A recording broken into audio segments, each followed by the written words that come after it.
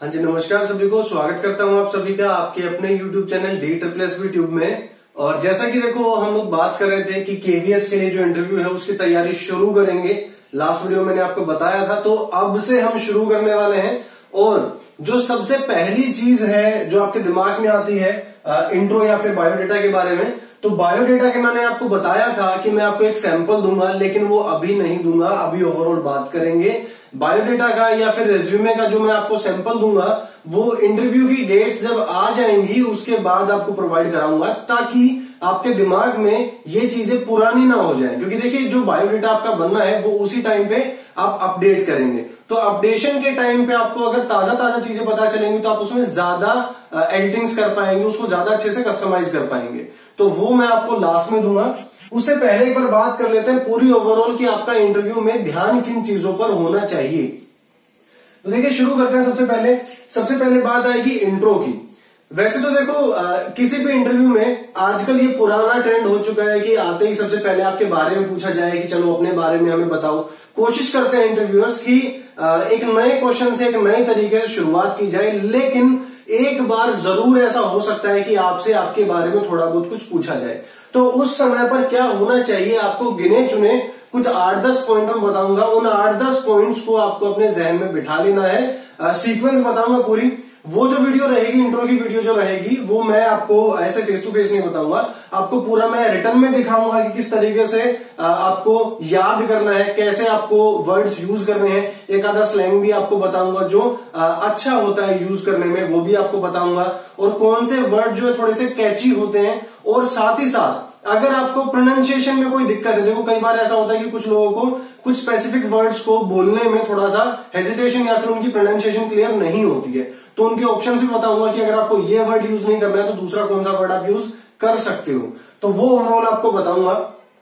Intro basically देखो क्या है कि टैली किया जाता है आपके बायोडेटा से कि आपने उसमें कुछ और यहां कुछ और तो आप नहीं बता रहे हैं। जैसे सबसे बड़ी गलती कई बार क्या कर देते हैं कि आपने हॉबीज में या इंटरेस्ट में लिख दिया कुछ और, जैसे आपने लिख दिया इंटरनेट ब्राउजिंग लिख दिया, और जब वो उन्होंने पूछा तो आपने कुकिंग बता दिया, तो वो पूछेंगे कि क्या ये बायोडेटा आपने बनाया है। अब दूसरा सबसे बड़ा सवाल, लास्ट वीडियो में कुछ लोगों ने कमेंट किया था कि सर क्यों खामखा बहला रहे हो, बायोडेटा तो वो लोग देखते भी नहीं है। अच्छा एक बात बताओ, मान लो कि देखते नहीं है, फॉर्म्स फिल करवाते। देखो होता है क्या, प्रोसेस क्या होता है कि आप अपना बायोडेटा लेकर गए, लेकिन वहां से एक फॉर्म मिलता है जो आपको फिल करके आगे प्रोसेस करवाना होता है। वो इसलिए क्योंकि जब भी वो किसी फॉर्म को फिल कर मतलब पढ़ते हैं तो उनको ठीक है चीजें इजीली समझ में आ जाती हैं अगर सेम फॉर्मेट हो तो। अगर हर कोई अलग फॉर्मेट में लेकर जाएगा तो उस केस में क्या होता है, उस केस में ऐसा लगता है कि थोड़ा सा टाइम वेस्ट हो रहा है उस बायोडेटा को समझने में। तो अब देखिए, मान लिया कि ठीक है उनको आपका इंटरव्यू अच्छा लगा, ठीक है, अब उन्हें क्या देखना है, आपकी स्किल्स देखनी है। तो उस टाइम पर कई बार बहुत सारे इंटरव्यूअर्स ऐसे होते हैं जो प्रेफरेंस दे देते हैं कई बार ये कि ये अपने काम में कितना परफेक्ट है या ये अपने काम में कितना डेडिकेटेड है, तो चलो एक बार इसका रिज्यूमे भी देख लेते हैं। तो उस टाइम पर आपको फायदा हो सकता है। दूसरी बात ये कि ठीक है आपने बायोडेटा में जो चीजें मेंशन करनी है वो सारी की सारी मैं आपको फॉर्मेट में दे ही दूंगा, वो आपको पता चल जाएंगी। पूरा उसका एक फोटो क्लिक करके आपको या तो कम्युनिटी में दे दूंगा या तो किसी वीडियो में डाल दूंगा, लेकिन वो तब बताऊंगा जब इंटरव्यू की डेट्स आएंगी। ठीक है, नेक्स्ट चीज है भाई स्टेट मैंने क्यों लिखा है। बात आती है कि KVS आपको एक स्टेट में तो रखता नहीं है, आपको अलग अलग स्टेट्स में भेजता रहता है। अब ठीक है ये आपके घूमने के पर्पज के लिए बहुत अच्छा होता है, वो एक अलग बात है। लेकिन जो हम इंटरव्यू की बात करेंगे, क्योंकि वो अलग अलग स्टेट्स में भेजता है तो ऐसा जरूरी नहीं है कि हर स्टेट में आपकी हिंदी उतनी ही अच्छी चले जितनी कि यहाँ दिल्ली में या फिर हरियाणा में या पंजाब में, मतलब ओवरऑल नॉर्थ साइड में चलती है। कई बार ऐसा होगा आपको साउथ की साइड भेज दिया जाए मान लो, तो वहां आपकी हिंदी उतनी अच्छी नहीं चल पाएगी। ईस्ट में भेज दिया, वहां भी इतनी अच्छी नहीं चल पाएगी। तो वहां आपके क्या काम आएगा, वहां आपके काम आएगी इंग्लिश। तो उस समय की प्रिपरेशन देखने के लिए वो लोग क्या करते हैं, लैंग्वेज में आपको एक प्रेफरेंस आपकी देखते हैं कि आपने इंग्लिश को कितना टाइम दिया है अपनी लाइफ में, तो वो भी जरूर चेक करते हैं। तो देखिए यहाँ लैंग्वेज में आपको क्या ध्यान में रखना है। मैं ये नहीं कहूंगा कि इंग्लिश के बिना आप सरवाइव नहीं कर सकते। सरवाइव कर सकते हो, लेकिन इंग्लिश के बिना आपका वो कंफर्ट लेवल नहीं दिख पाएगा जो होना चाहिए किसी भी टीचर में। अब देखिए, अगर टीचर में उतना कंफर्ट लेवल नहीं होगा तो वो बच्चों को क्या सिखा पाएगा। अब वहां साउथ के बच्चे जो हिंदी में उतने इंटरेस्टेड नहीं होते या फिर उनकी मदर टंग नहीं होती है हिंदी, वो मतलब उस साइड की लैंग्वेज ही जानते हैं, और उनसे अगर आप हिंदी में बात करने की कोशिश करेंगे तो वो कितना समझ पाएंगे। तो इस वजह से आपको इंग्लिश आनी जरूरी है। तो मैं आपको सजेस्ट करूंगा भाई कि आपको इंग्लिश जरूर आनी चाहिए। अब लेकिन उनका क्या, जिनको इंग्लिश नहीं आती उतनी अच्छी, लेकिन उनका रिटन एग्जाम बहुत अच्छा हुआ है, क्योंकि मैं सिर्फ एक कैटेगरी के बारे में तो बात कर नहीं सकता हूं। तो उन लोगों को क्या करना है, उनको ये करना है जिनकी इंग्लिश अच्छी नहीं है, वो एटलीस्ट अपना जो भी इंट्रो है वो अच्छे से, जैसे मैं बताऊंगा वैसे ही उनको प्रिपेयर करना है। वो सभी की सभी लाइंस ठीक तरीके से आपको क्या करनी है, रटनी नहीं है। क्योंकि जब भी आप रट लेते हो ना तो क्या होता है कि बिना इमोशंस के आप उनको डिलीवर कर देते हो। तो साथ ही साथ में आपको लाइंस के साथ साथ इमोशंस भी बताऊंगा कि आपको किस इमोशन के साथ उसे डिलीवर करना है। जैसे इंटरव्यू के टाइम पर जब भी आप अपना इंट्रो देते हैं तो आपके फेस पर कहीं हल्की सी स्माइल होनी चाहिए, कहीं आपके फेशियल एक्सप्रेशन थोड़े से चेंज होनी चाहिए, ताकि आपका इंट्रो थोड़ा सा लाइव लगे कि हाँ ठीक है, ये पर्सन रट के नहीं आया है या फिर तैयार करके नहीं आ रहा है, एक नेचुरल वे में इसने डिलीवर किया अपने आप को। तो वो बहुत जरूरी होता है। इसके अलावा मैंने फॉर्म आपको बता ही दिया है कि वो बेसिक आपको फॉर्म देंगे, वो आपको फिल करके देना होगा और उसी को देखकर वो आपका इंटरव्यू आगे बढ़ाते हैं। नेक्स्ट है डेमो। बहुत इंपॉर्टेंट चीज है डेमो। देखो, आप टीचर के इंटरव्यू के लिए जा रहे हो तो वो बहुत जरूरी है कि वो देखेंगे कि आप अपने आप को कैसे कैरी करते हो। अब इसमें सब कुछ आता है। जैसे आपको कोई भी एक टॉपिक दे दिया जाएगा। अब देखो, दो ऑप्शन है यहाँ पर। एक तो ये कि वो लोग अपनी तरफ से आपको कोई भी टॉपिक दें कि आपको ये करके दिखाना है, या फिर कई बार ऐसा होता है आपसे पूछ लिया जाता है कि आपकी एक्सेलेंस किस में है, आप एक्सपर्ट किस चीज में है। तो कोई भी टॉपिक आपने जैसे कुछ भी बताया उनको, तो वो आपको डेमो देके दिखाना होगा। अच्छा, दूसरी बात ये कि मान लीजिए आप पीआरटी के लिए तैयारी कर रहे हैं, तो वो कोशिश क्या करेंगे, वो एक्सपेक्ट करेंगे आपसे कि अगर इसने रिटन एग्जाम इतना अच्छा दिया है कि इंटरव्यू तक पहुंचा है, तो इसका मतलब ये कि जब ये डेमो देगा तो उसमें भी कुछ ना कुछ स्पेशल निकल कर आएगा, ये 1 लेवल अप की बात करेगा। तो ठीक है, आपको कॉम्प्लिकेटेड नहीं दिखाना है। अगर आपने ये सोचा ना कि मैं बहुत ज्यादा नॉलेज दिखाने वाला हूं और वहां हौच पौच मचा के रख दिया काफी सारा दिखाने के चक्कर में, तो वो भी एक नेगेटिव पॉइंट हो जाता है। लेकिन क्लैरिटी के लिए थोड़ा सा जरूरी होता है कि आपको आगे कुछ चीजें पता हो। क्यों? क्योंकि कई बार वो क्या करते हैं कि क्रॉस चेक करने के लिए आपसे कोई भी क्वेश्चन पूछ लेते हैं, तो उस क्वेश्चन को हैंडल करने के लिए आपको नॉलेज ज्यादा होनी चाहिए।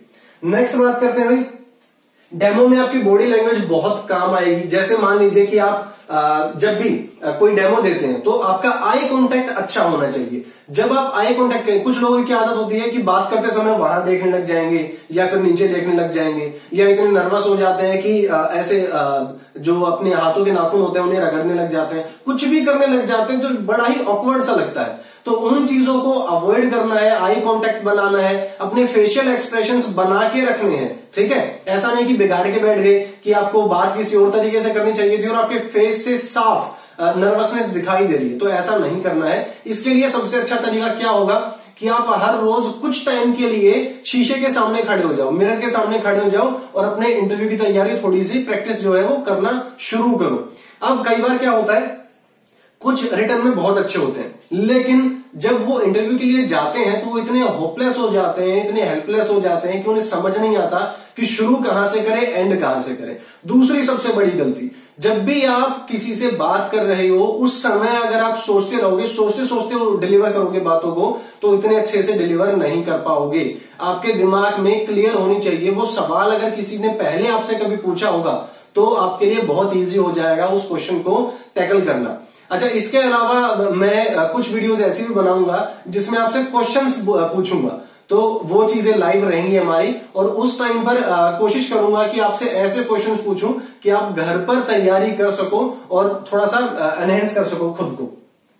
नेक्स्ट अभी कॉन्फिडेंस। कॉन्फिडेंस मैंने आपको बताया, कॉन्फिडेंस के बारे में आपको समझना पड़ेगा कि कॉन्फिडेंस शो करने के लिए आपको बहुत जरूरी है कि आपको आई कांटेक्ट बनाना पड़ेगा। अगर आप बात करते समय बार बार रुकने लग जाओगे, हेजिटेशन दिखाने लग जाओगे, कई बार तो ऐसा होता है कि सामने वाला जो कैंडिडेट होता है वो ब्लैंक हो जाता है। ब्लैंक का मतलब समझते हो? ब्लैंक का मतलब है बिल्कुल खत्म, उसे कुछ भी समझ नहीं आ रहा है कि मैं बोलूं तो क्या बोलूं, और ये चीज आपको वहीं से एलिमिनेट करवा देती है, आप आगे नहीं बढ़ पाओगे। तो पहली चीज आपको ध्यान रखनी है कि आपको ब्लैंक नहीं होना। दूसरी चीज, कई लोगों की आदत होती है बहुत ज्यादा हंसने की, तो बहुत ज्यादा हंसना नहीं, आपको नेगेटिव इंपैक्ट जाता है आपका। तीसरी चीज होती है बिल्कुल इमोशनलेस रहने की, एक्सप्रेशनलेस रहने की। इमोशनलेस तो ठीक है, घर पे चलता है। एक्सप्रेशनलेस अगर आप हो तो उतना कॉन्फिडेंस आपका दिखाई नहीं देगा। अगर आप बात करते समय थोड़े से अपने फेशियल एक्सप्रेशंस को, मतलब फेस के एक्सप्रेशंस को थोड़ा बहुत चेंज करते रहोगे, मॉड्यूलेट करते रहोगे, तो बहुत ज्यादा अच्छा आपका इंपैक्ट जाता है।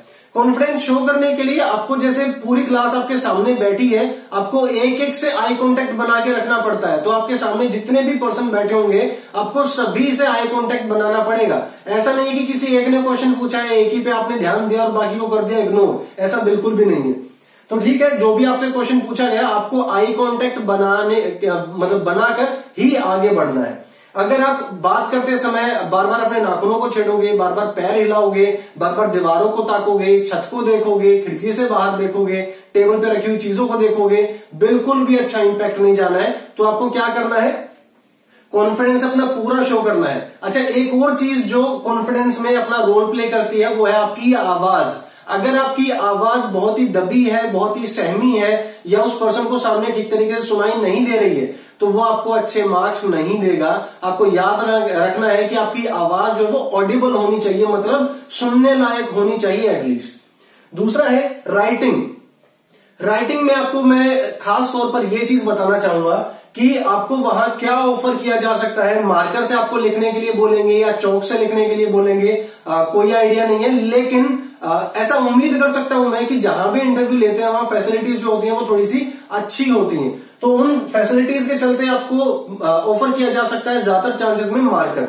तो मार्कर से लिखने की आपको आदत होनी चाहिए। अब मान लीजिए कि आपने रिटर्न की प्रैक्टिस की है कॉपी में लिख लिख के, जो बच्चा अब पेन से कॉपी में लिखे जा रहा है, प्रैक्टिस किए जा रहा है, अगर उसको अचानक से मार्कर दे दिया जाएगा और बोर्ड पे लिखने के लिए बोला जाएगा तो उसकी राइटिंग उतनी अच्छी नहीं आएगी। दूसरी बड़ी कमी क्या आ जाती है, वो जो लाइन होती है उनका हवाई जहाज बना देते हैं। कैसे बना देते हैं, लिखना यहां से शुरू करेंगे और खत्म यहां जाके करेंगे। तो वो जो एक रिदम है वो सीधी आनी चाहिए उसकी लाइन की। तो ये चीजें आपको थोड़ी ध्यान रखनी है। दूसरा है कि आपके लेटर्स का साइज, कि किस तरीके से, अब डिपेंड करता है भाई कि सामने वाला पर्सन आपसे कितनी दूरी पर बैठा है, तो वो चीजें भी आपको ध्यान में रखनी है कि दिखाई उसे साफ साफ देना चाहिए। आपका गैप जो है वर्ड्स का वो मेंटेन होना चाहिए। यहां मैं कोई लाइन नहीं लिख रहा था, यहां मैंने पॉइंट्स लिखे हुए, इस वजह से मैंने गैप ज्यादा दिया है। तो आपको देखना है कि आपको कितना गैप रखना ज्यादा सुटेबल रहेगा। तो वो चीजें अब नेक्स्ट मैं आपको ये कहूंगा कि थोड़ा सा आपको ध्यान ये देना है कि आप कितना बोर्ड यूज करना चाहते हो। कई बार ऐसा होता है बोर्ड होता है बहुत ज्यादा बड़ा, तो अगर आप लगातार स्टार्टिंग से लेकर एंड तक लिखते रहोगे तो वो अच्छा इंपैक्ट नहीं देता है। अगर बोर्ड बहुत ज्यादा बड़ा है तो सबसे पहले आते उसको 2 पार्ट्स में डिवाइड कर लो ताकि ज्यादा इजी हो जाए आपको प्रेजेंटेशन देने में। तो कुल मिलाकर ये बातें हुई। अब इस वीडियो में हमने किस बारे में बात की है, ओवरऑल चीजों के बारे में। नेक्स्ट जो वीडियोस आएंगी उसमें मैं पॉइंट टू पॉइंट बात करूंगा, एक एक टॉपिक को थोड़ा सा एक्सप्लेन करूंगा, आपको डेमो दूंगा पूरा। तो उसके लिए थोड़ा सा वेट करें नेक्स्ट वीडियोस का। और अगर ये वीडियो आपको काम की लगी है तो इसको क्या करें, शेयर करें अपने ज्यादा से ज्यादा फ्रेंड्स में, ताकि ज्यादा लोगों तक कंटेंट पहुंच पाए और आप लोग जो सीख रहे हो उनका ग्रुप थोड़ा सा बढ़ पाए। और लाइक करें ताकि मुझे समझ में आए कि आपको कंटेंट पसंद आ रहा है। और जिन्होंने अभी तक सब्सक्राइब नहीं किया है वो सब्सक्राइब जरूर करें ताकि आगे आने वाली नोटिफिकेशन आपको मिलती रहे। बेल आइकन को जरूर प्रेस करें।